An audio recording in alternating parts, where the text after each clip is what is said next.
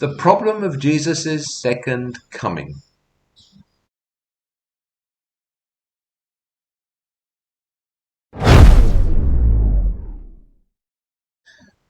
I think one of the biggest problems faced by evangelical Christianity is this concept of the return of Christ, the second coming of Christ. This is the idea that Jesus will one day return to fulfill all the messianic prophecies, to undertake the final judgment and to establish the kingdom of God. Now, I'm not going to go into the details of that here. Suffice it to say that this is to be a climactic cosmic event, very dramatic, very visible, like lightning in the east is also visible in the west, and can't be missed. It seems to be what evangelical Christians most look forward to, the end of the world.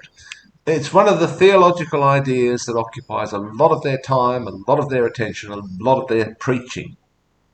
Other branches of the church, while they may formally and officially hold to such a doctrine, don't really pay it that much attention. They're inclined to emphasize those verses in the Bible which claim that no one knows when this is going to happen. And Jesus emphasizes this particularly in Matthew chapters 24 and 25. Not even the angels, not even the Son of Man, which presumably refers to Jesus himself, know when this is going to happen.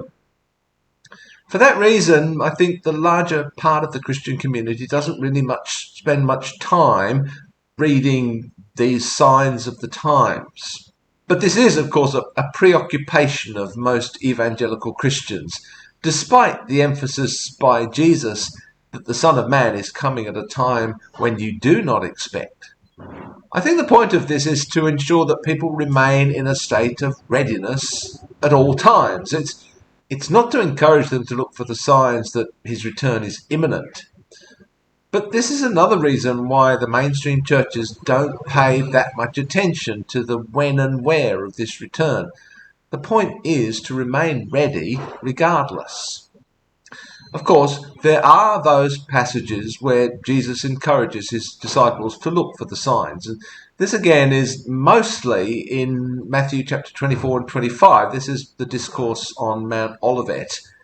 Again, though, I think the central message is be ready, be prepared. Pretty much from the very first days, some Christians have claimed that Jesus' return was imminent. They've read the signs to mean that Jesus would be coming soon. Well, this has been going on now for 2,000 years. The fact that none of these people has ever been right doesn't deter some Christians today from proclaiming exactly the same thing. These are the end times, is the usual cry. The signs prove it.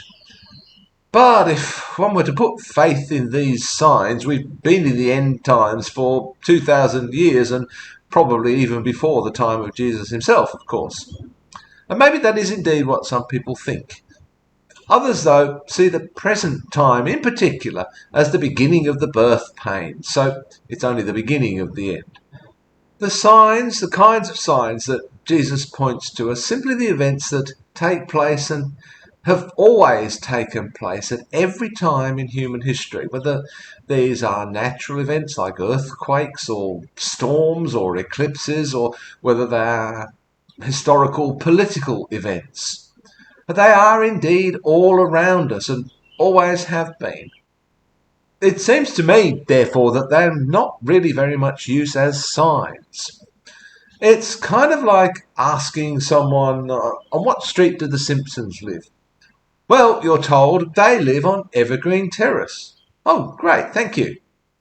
But then you discover that every street in the world is called Evergreen Terrace. The claim that the Simpsons live on Evergreen Terrace is true. It's not a lie. There is indeed a sign on the street saying Evergreen Terrace, where they actually live. But the sign is of absolutely no use. The signs that Jesus points to, particularly in Matthew 24 and 25, are of no use at all in determining when these things, these end-time events, will take place, when Jesus will return. And I think that's kind of the point. You don't know when this is going to happen, so stop trying to predict it. Just live as if it were going to happen tomorrow or even later today. Of course, the elephant in the room is that Jesus himself probably expected these events to occur shortly after his death. There are several gospel passages that point to this. Let's turn to Mark now. Mark chapter 9 verse 1 reads, "And he said to them, Truly I say to you, there are some standing here who will not taste death until they see the kingdom of God after it has come with power." Or again in Mark 13:30, "Truly I say to you, this generation will not pass away until all these things take place."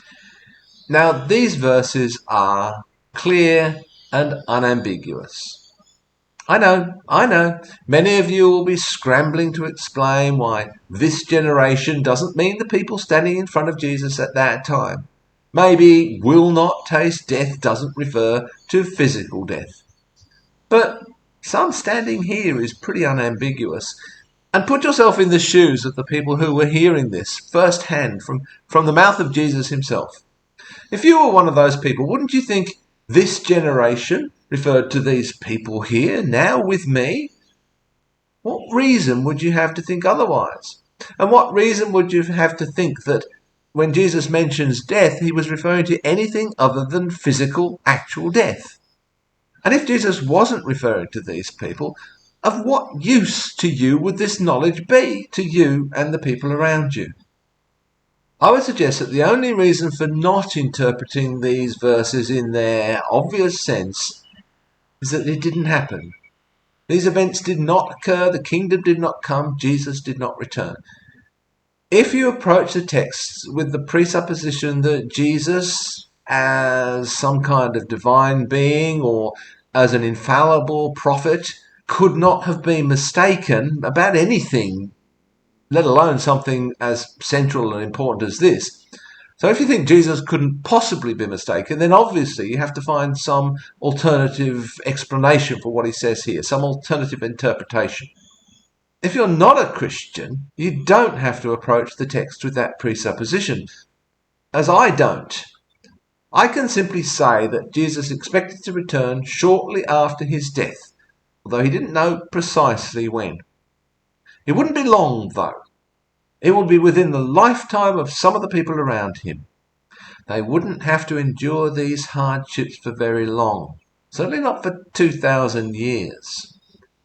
These would have been words of comfort to those who heard them at the time, and also to those who read them in the Gospel a little later, people who had actually witnessed events such as the persecution of Christians by Nero and the destruction of the temple in Jerusalem. Don't worry, these are the signs. It won't be long now. Not, don't worry, these things are going to continue for thousands of years. Eventually it'll all come good in the time of your descendants, 80 to 100 generations from now. Oh, if you heard those words, phew, what a relief. After Christians have been crying wolf now for 2,000 years, these words have lost their power, which I suspect is why most within the church don't really talk or think about them very much. They still hold on to some vague hope that at some future time Jesus will return in one way or another and the kingdom of God will come in one way or another. But in the meantime, heaven.